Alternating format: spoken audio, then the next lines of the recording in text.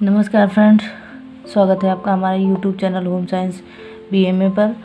Friends, आज इस video में हम देखेंगे unit number 7 BA third semester का यूनिट नंबर 7 फर्स्ट से लेकर के यूनिट नंबर 6 तक हमने वीडियो का एक प्लेलिस्ट बनाया है, आप उसको जाके ज़रूर देखें। आज हम देखेंगे किशोरावस्था के दौरान संज्ञानात्मक, भाषा एवं नैतिक विकास।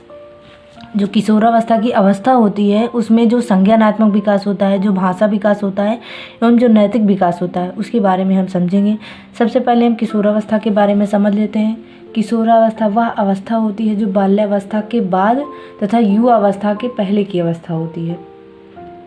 इस अवस्था में पूरे तरीके से बच्चे का शारीरिक विकास हो चुका होता है तथा और जितने भी विकास होते हैं, जैसे संज्ञानात्मक विकास, मानसिक विकास, भाषा विकास और सामाजिक विकास, जितने भी तरीके के विकास होते हैं वो लगभग हो चुके होते हैं। और जो शारीरिक विकास होता है वो पूरा ही हो चुका होता है। इस तरीके से संज्ञानात्मक विकास होता है। आइए देखते हैं किशोरावस्था का परिचय।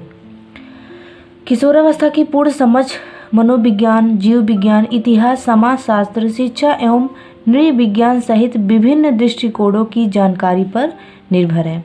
इन सभी दृष्टिकोणों में किशोरावस्था को बचपन, जो बाल्यावस्था होती है, एवं वयस्कावस्था, जो प्रौढ़ावस्था होती है, के मध्य की संक्रमणकालीन अवधि के रूप में देखा जाता है, जिसका सांस्कृतिक उद्देश्य बच्चे को वयस्क भूमिकाओं के लिए तैयार करना है तथा किशोरावस्था में शारीरिक, मानसिक, सामाजिक, भावनात्मक, यौन आदि से संबंधित तीव्र वृद्धि और विकास की अवधि है। साथ ही यह शिक्षा, प्रशिक्षण, रोजगार एवं बेरोजगारी के साथ साथ एक जीवित परिस्थिति से दूसरे में संक्रमण से जुड़े कई संक्रमणों की अवधि है तथा यह विकास की सबसे महत्वपूर्ण अवधियों में से एक है। जो किशोरावस्था होता है उसको सभी विकासों में से प्रमुख विकास माना जाता है, क्योंकि इसमें जो विकास होता है वो बहुत ही तेज़ी से विकास होता है तथा सभी विकास का जो होता है लगभग मिडिल एज पहुंच चुकी होती है। और जो शारीरिक विकास होता है वो तो पूरा ही हो चुका होता है। आगे देखते हैं किशोरावस्था का अर्थ एवं परिभाषा। किशोरावस्था अंग्रेजी भाषा के शब्द एडोलेंसेस का हिंदी रूपांतरण है। एडोलेंसेस शब्द की उत्पत्ति लैटिन भाषा के एडोलेशियर से हुआ था, जिसका अर्थ होता है वृद्धि या परिपक्वता, अर्थात प्रौढ़ता की ओर बढ़ना। जो एडोलेंसेस होता है, जो अंग्रेजी शब्द होता है, उसका जो लैटिन भाषा को एडोलेशियर से बना है, जिसका अर्थ क्या होता है वृद्धि या परिपक्वता की ओर बढ़ना या प्रौढ़ता की ओर बढ़ना। यह जीवन की सबसे कठिन काल है। बाल्यावस्था एवं वयस्का काल या प्रौढ़ावस्था के मध्य के महत्वपूर्ण समय को ही किशोरावस्था कहा जाता है तथा किशोरावस्था वयस्कता की दहलीज है। इसे बाल्यावस्था एवं प्रौढ़ावस्था के मध्य का संधिकाल भी कहा जाता है, क्योंकि इस समय बालक दोनों अवस्थाओं में रहता है, ना तो वो बच्चा रह जाता है और ना ही वो प्रौढ़ रहता है। इस तरीके से जो बाल्यावस्था की अवस्था होती है वो मैच्योरिटी की अवस्था होती है।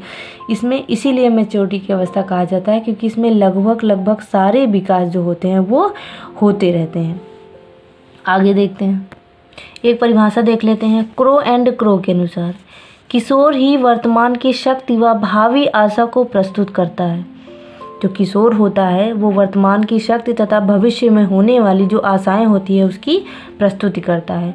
कुल्हन ने बताया कि किशोरावस्था बाल्यावस्था तथा प्रौढ़ावस्था के मध्य अत्यधिक परिवर्तन का संक्रमण काल होता है। इसके पहले हमने किशोरावस्था का अर्थ देखा, परिभाषाएं तथा अब हम किशोरावस्था की विशेषताएं देखेंगे।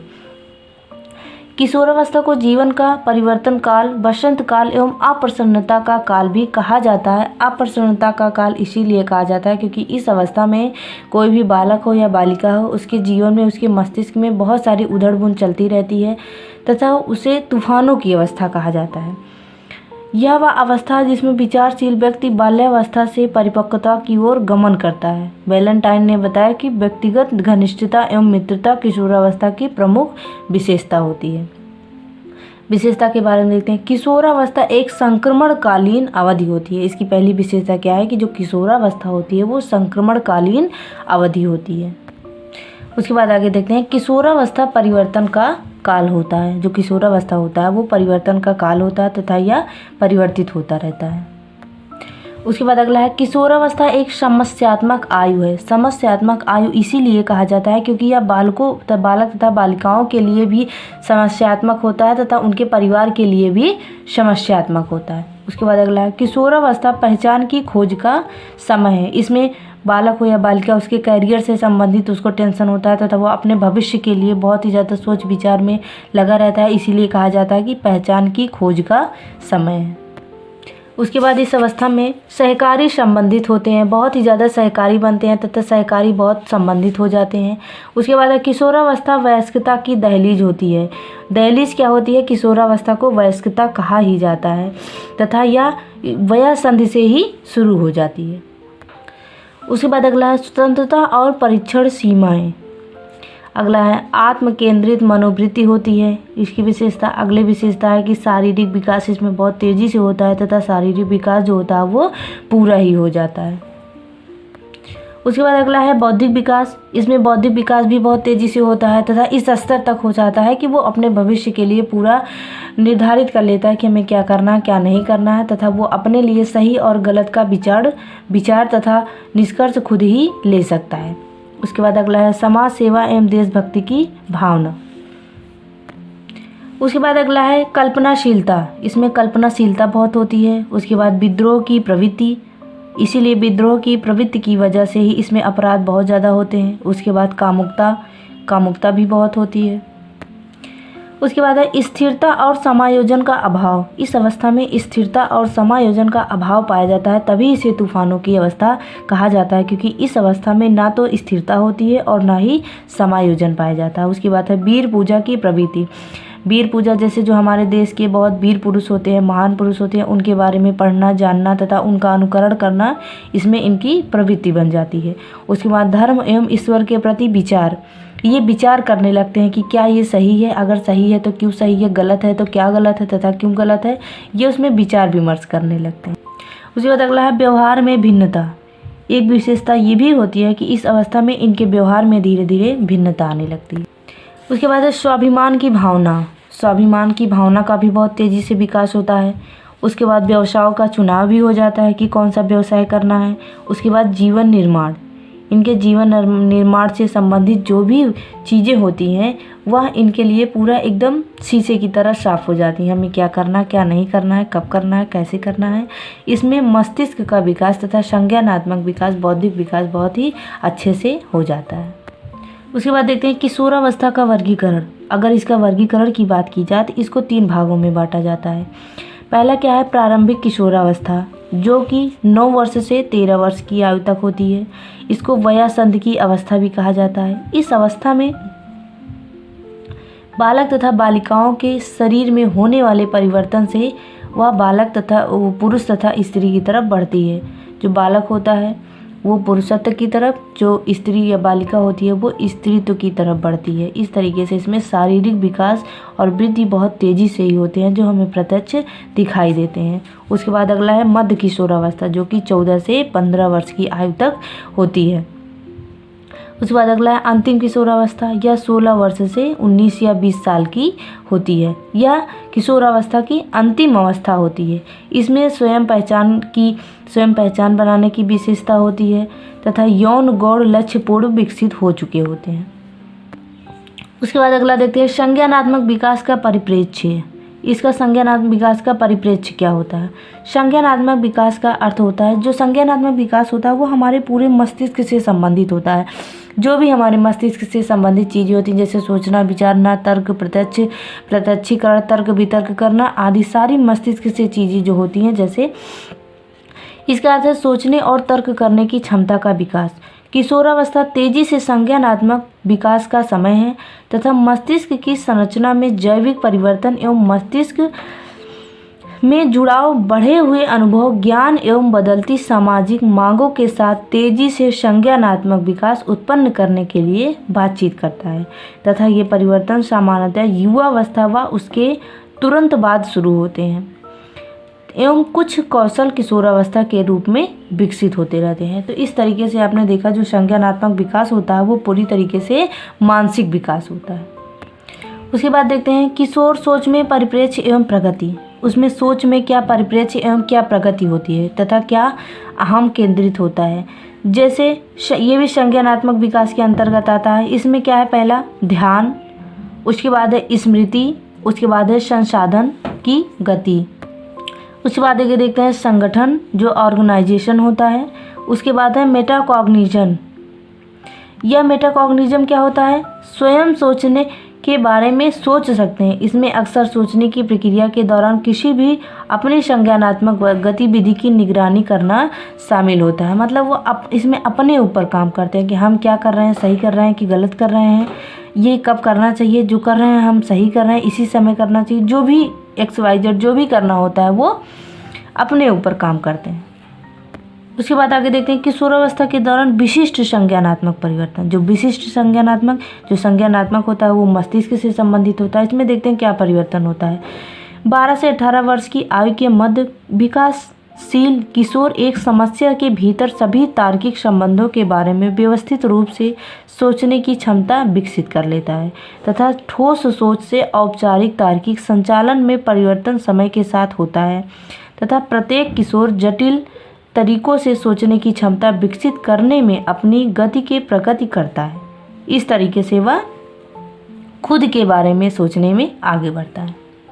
आगे देखते हैं प्रारंभिक किशोरावस्था में संज्ञानात्मक विकास। जो प्रारंभिक किशोरावस्था है उसमें कौन सा संज्ञानात्मक विकास होता है, स्कूली काल में औपचारिक तार्किक संक्रियाओं के उपयोग को प्रदर्शित करना, सत्ता और समाज के मानकों पर सवाल उठाना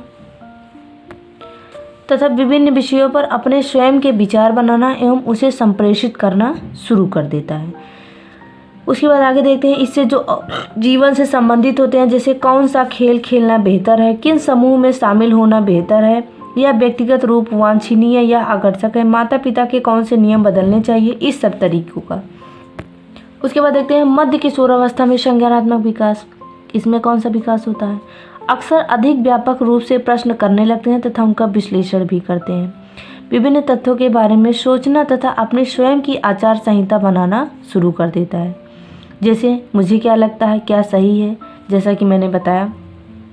विभिन्न संभावनाओं के बारे में सोचता है तथा अपनी पहचान विकसित करना शुरू कर देता है। उसके बाद भविष्य के संभावित लक्ष्यों में के बारे में विचार शुरू करना, जैसे मुझे क्या करना चाहिए, क्या हमारे लिए सही रहेगा, तथा लंबे समय तक सोचने लगता है।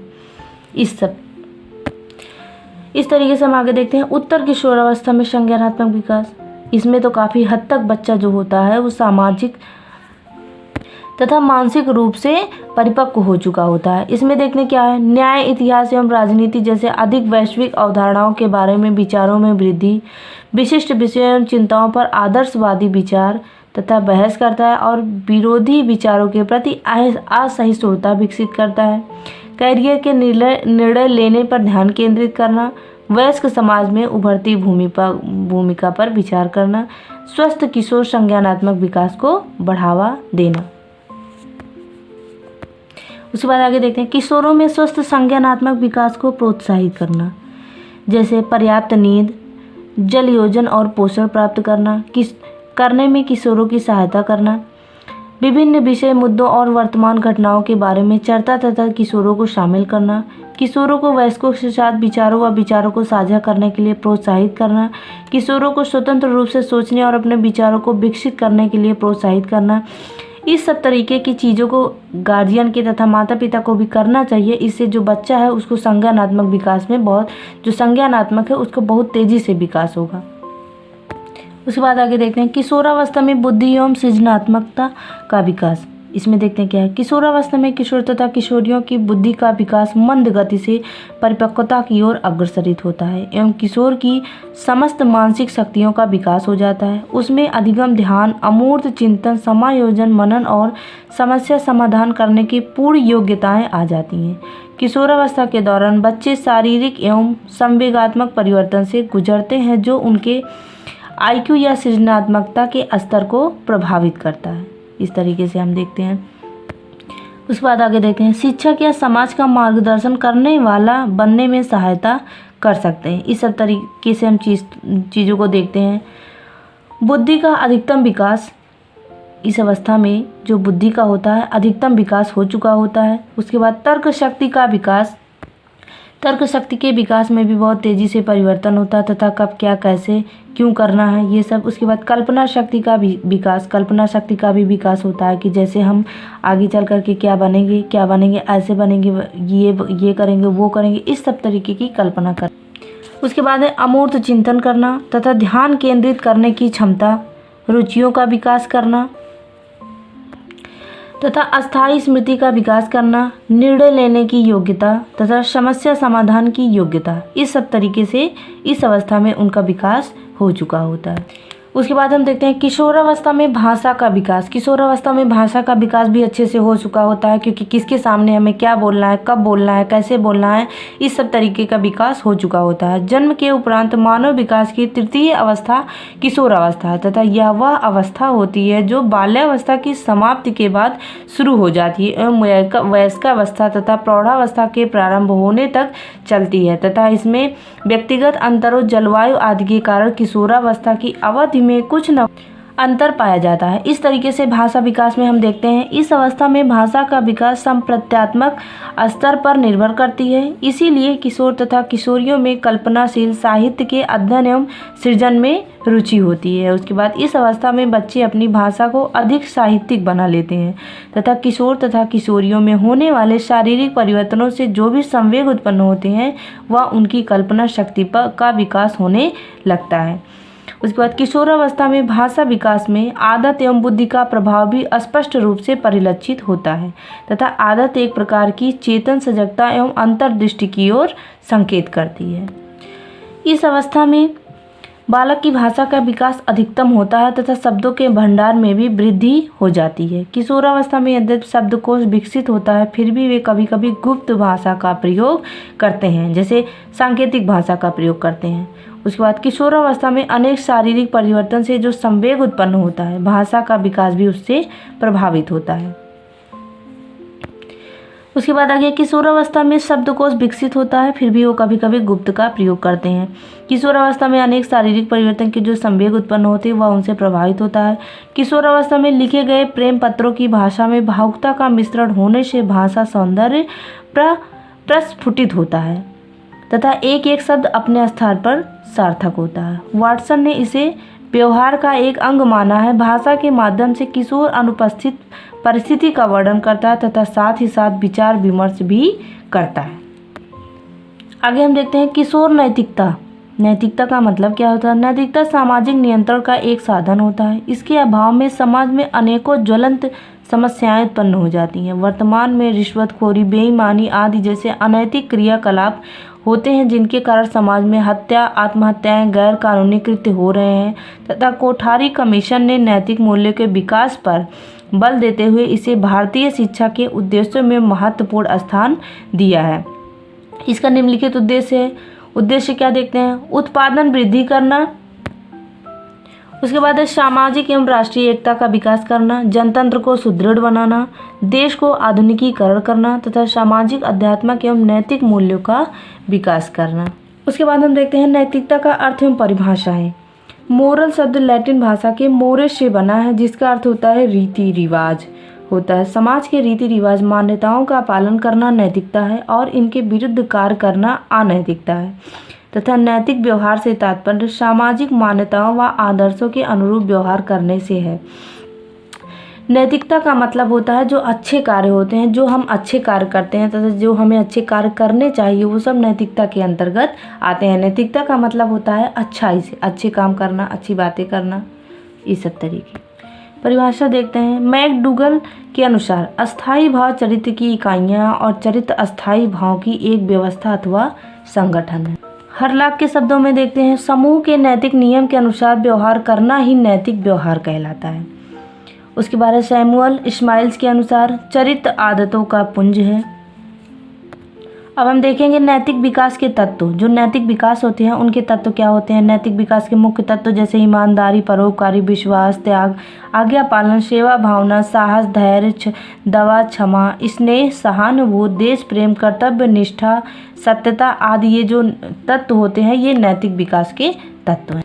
उसके बाद देखते हैं नैतिक विकास को प्रभावित करने वाले कारक। ऐसे कौन कौन से कारक होते हैं जो हमारे नैतिक विकास को प्रभावित करते हैं। सबसे पहला होता है हमारा परिवार, उसके बाद है आयु, उसके बाद है विद्यालय। कोई भी विकास हो, सबको प्रभावित करने वाले ये कारक मुख्य रूप से भागीदारी होते हैं, परिवार, आयु और विद्यालय। उसके बाद हम देखते हैं धार्मिक संगठन, चलचित्र एवं पुस्तकें। जिस हिसाब से अपना माहौल बनाएंगे, जैसे जैसे पुस्तकों के बारे में पढ़ेंगे जानेंगे, वैसे वैसे हमारा नैतिक विकास होगा। उसके बाद है बुद्धि, उसके बाद है व्यक्तिक विभिन्नताएं, उसके बाद है शिक्षक, उसके बाद है मित्र मंडली। ये बहुत इंपॉर्टेंट होता है मित्र मंडली, क्योंकि जैसा माहौल होता है वैसे ही बच्चे का विकास भी होता है। उसके बाद है परिवार की आर्थिक स्थिति, उसके बाद है बौद्धिक विकास, उसके बाद है यौन संबंध तथा मनोरंजन के साधन। उसके बाद हम देखते हैं किशोर में नैतिक विकास। जो किशोर होते हैं उनके नैतिक विकास के लिए हमें क्या करना चाहिए। किशोरों में नैतिक विकास करने के लिए हमारे सबसे बड़ा जो फैक्टर होता है वो हमारा परिवार होता है, क्योंकि हमारा परिवार जो होता है वो हमारी पहली पाठशाला तथा जो हमारी माँ होती है वो हमारी पहली गुरु होती है। वहीं से हमें सब कुछ सीखने का मिलता है तथा वहीं से हमारा सही से विकास होता है। तो हमें पेरेंट्स को क्या चाहिए कि वे अपने बच्चे को सही गाइडेंस दें तथा सही गाइडलाइन दें तथा उनका विभिन्न तरीके से हर एक बात पे, हर एक पहलू पे ध्यान दें। तभी इस तरीके से उस किशोरों का जो है अच्छे से नैतिक विकास हो पाएगा। तो आज के वीडियो में बस इतना ही। वीडियो पसंद आए तो लाइक शेयर सब्सक्राइब ज़रूर करें। वीडियो को पूरा देखें। वीडियो देखने के लिए धन्यवाद।